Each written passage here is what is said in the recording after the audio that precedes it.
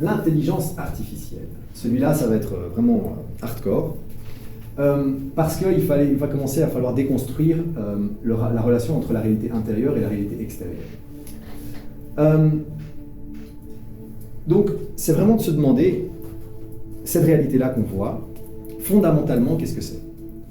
Et avec toutes les bases philosophiques que j'ai pu explorer, avec Simondon, avec Hegel, avec tout ça, avec Bernard de Castrop, qu'on va voir plus tard, mais d'autres, et Donald Hoffman aussi, qui parlait du fait qu'on ne voit pas la réalité telle qu'elle est. Si on ne voit pas la réalité telle qu'elle est, alors qu'est-ce que c'est que cette réalité?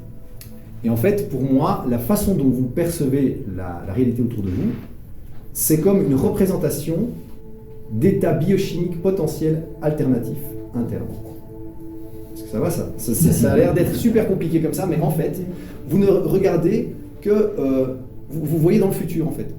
C'est-à-dire que cette table représente un état biochimique intérieur futur potentiel pour mon corps. Et je la perçois comme une table, mais en fait, quand j'interagis avec, il y a plein de choses biochimiques qui se passent dans mon corps, okay, quand je touche cette table.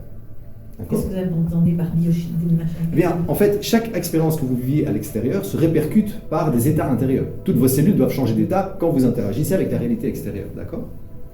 Mais vous ne voyez donc pas la réalité. Vous voyez... C'est comme si vous voyez dans le futur, en fait. C'est comme si, moi, là, cette porte représente un futur où j'ouvre la porte, et donc c'est un certain état intérieur. Okay, et on représente tous des états biochimiques intérieurs les uns pour les autres. Potentiels, d'accord? Moi, j'ai le potentiel de, je sais pas, vous faire rigoler, ou de vous faire pleurer, ou de vous faire peur, ou de faire plein de choses, d'accord?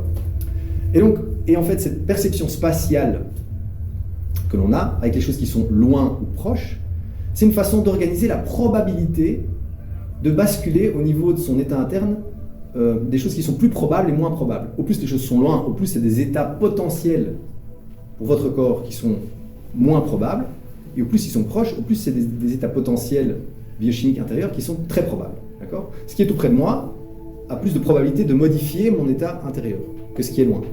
D'accord? Et vous le modélisez de façon à le voir comme une table, des chaises ou des êtres humains, parce que si vous deviez le voir comme des milliards de transformations biochimiques, ce serait le chaos. Vous ne sauriez pas interagir avec la réalité, c'est trop. Donc, vous simplifiez quelque part, vous créez une réalité symbolique, hein, c'est une espèce d'interface qu'on a pour interagir avec, pour naviguer à travers, dans votre propre futur, quoi, pour votre corps, d'accord ?